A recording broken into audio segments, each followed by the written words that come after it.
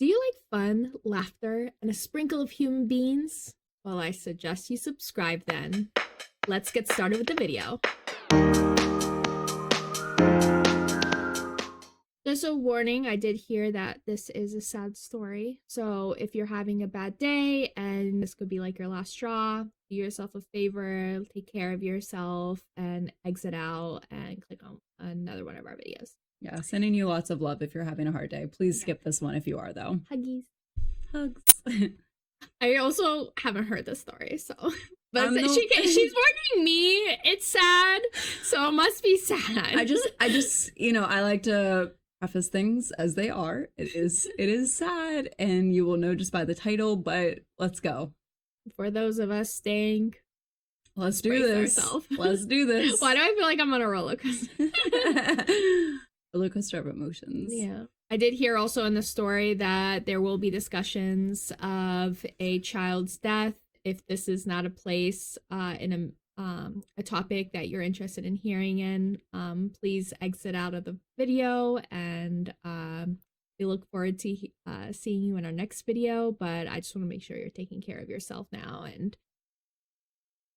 yeah, if you're not in a good place, you can skip this one. We have plenty more coming. Don't worry. Lots of them. Funny, sad, roller coaster of emotions. But this is a trigger warning, basically. Just child's death is involved. Yes. Yeah. Let's do this. Am I the asshole for holding my mom responsible for my child's death? Before we go any further, I am currently in therapy for this. Last year, my 9-month-old baby boy Atticus died. We were hit by another vehicle at high speed, rolled several times, and ended up crunched up against a support beam under an overpass. I had to be cut out of the car. I was unconscious, had brain swelling, and some other injuries. When I woke up from the medically induced coma several days later, I was informed my baby boy had died at the scene. And then I was arrested for causing the death of my son. Upon investigation, it was discovered that the straps of his car seat had not been properly tightened and my boy was not properly secured. Had he been, he might have lived.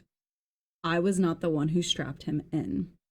He'd been at my mom's house for a visit, and when I came to pick him up, she brought him out to the car and strapped him in. I didn't exit the vehicle. The accident happened on our way home. My mom told the police the truth. She had been the one to strap Atticus in. Charges against me were dropped and brought against my mom, but ultimately they were dropped by a sympathetic judge. Okay. Yeah, that's just a lot.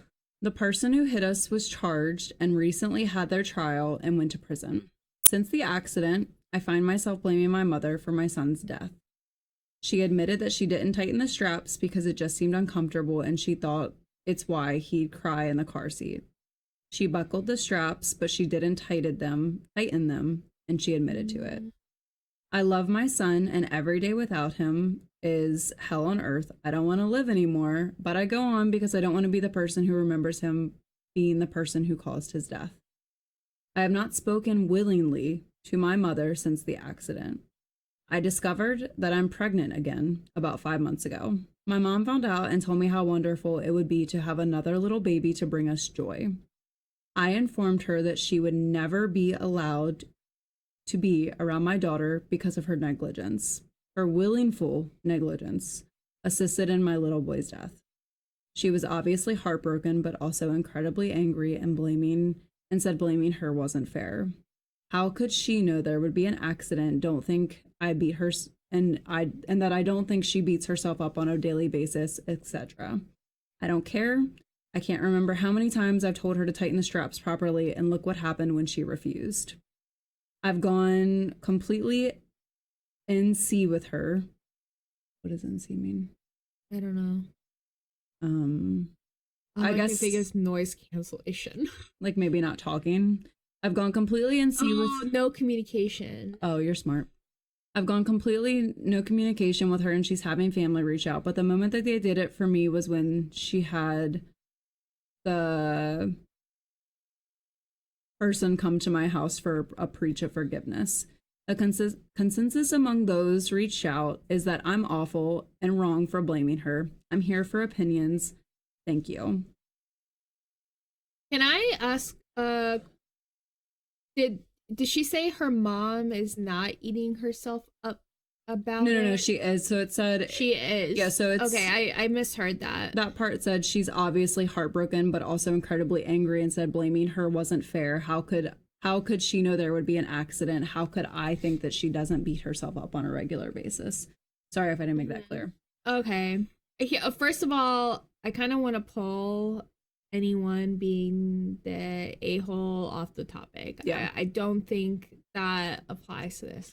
I just want to say the top comment says on Reddit that this is far past Reddit's capabilities to make a decision on this, whether you are the a-hole or not. And I fully agree with that. I don't think that any person can tell you what's right or what's wrong, because your feelings are valid. You are your own person in this situation.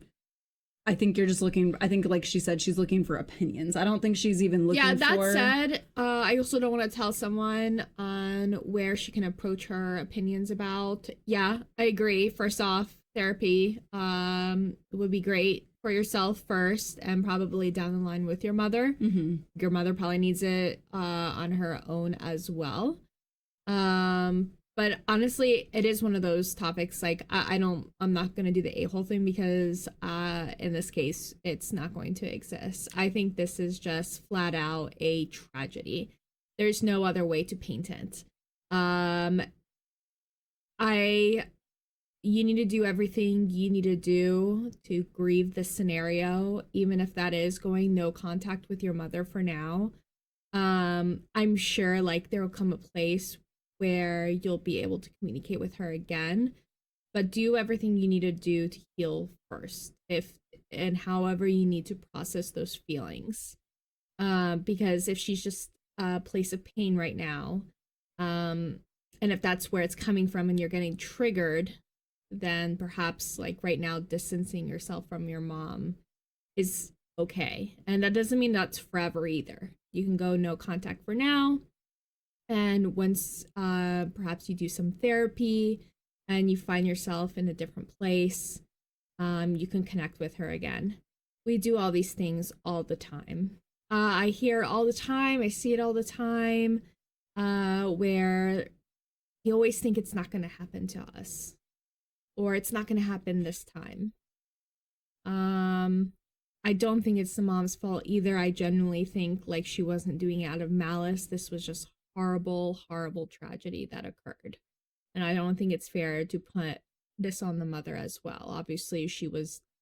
I can't even imagine the guilt that woman sleeps with every single night, and I can't imagine you replaying your day over and over and over again. It's just, I'm so sorry. Like, yeah. That's all I can say. It's just like, I'm really sorry. I think it's, it's one of those things where I think she came to Reddit to get comfort more than anything, maybe, and just to hear some other people's opinions. I think at the end of the day, I completely agree with everything you're saying. I think you need to do what's best for yourself. You need to do, what is going to make you feel better right now. And I think that the mom is dealing with this in the best way she can. I don't think her being angry is at you by any means. I think it's all of the guilt inside of her and everything, and it does suck though, for on the spectrum of hearing, well, you have another baby coming. It's an angel in disguise or something like that, Like, I know for me, I lost my little sister, and then within the same year, my mother got pregnant again, and everyone was very excited about it. And it was one of those things where I was angry. I was younger, granted, but I was mad, and it wasn't a blessing for me at the time. Granted, I'm very thankful for my little sister. If she ever sees this video, I love her dearly. She is the light of my life. Like, I don't know what I would do without her and stuff. But at the same time, when you're grieving over something that big, especially for it to be your own kid, I can't even fathom. Like, I can't even grasp it. I watched, my mom go through it. I saw it from, like, family, and I've seen other people go through losing their children. It is, you'll never understand it until you go through it yourself. But with that being said, I don't think that I think you get to decide when and if you ever think necessarily that kid, and it could be both, that kid is like necessarily a blessing in disguise. And I'm sure it is for you. I'm sure at this point, if I'm not sure when this was posted, it could have been recently. I'm sure eventually you will look at it like that. And it's hard for you to focus on that at the moment. Once that kid enters the world, I'm sure your shift will focus a little bit. Nothing can ever replace a lost child, though. Nothing can ever replace someone that's passed away. I think it's one of those things that you just kind of, you deal with it daily for the rest of your life, unfortunately. Like, I think it's one of those things that you'll never forget, but it does get easier in time, slightly, you know, like you'll experience it as you go and deal with those feelings as you go. But I think, like you said, nobody can say whether you're the asshole or not. I don't think anybody is in this situation. I think it's just a matter of getting through the motions that you need to get through to take care of yourself and continue to live in this world and figure out how to navigate your feelings and emotions through them. Yeah, it's just really sad. Sorry. I asked you if it was okay. No, I know. It's just really sad. I'm so sorry. I didn't mean No, to don't say sorry to me. I'm so sorry. I didn't want to make you cry. No, I mean, why are you apologizing? I just assumed that eventually we would have to have the sad one. No, I know. I'm just really sad. I know. I'm sorry. No, don't. There's a tissue. Thank you for sharing your story with the world. Okay. Well, sometimes things are just sad, right? Okay. If you stuck through this, though, and you're feeling anything, and if you've gone through loss, I'm really and if you've gone through a loss, like, we're thinking of you, we're with you. It is very hard. Everyone handles that differently. I think that grief is a very powerful emotion, and we all do what we can to work through it. And it's a very unfortunate thing in life. It really is, but it always has to be spoken about. And I think that those people that have been through that and just want to be heard and not just like, oh, we don't talk about sad things. Oh, no, you gotta talk about the sad things. You gotta let it out. Yeah, like, you know, it can't always be sunshine and rainbows, unfortunately, but we are with you and we love you and you got this. You will get through this. Take care of yourself. Be with your loved ones and do what you can to make the best of each day. Also, congratulations on the new baby. Yeah. Was that bean-tastic? We thought so too. You should subscribe.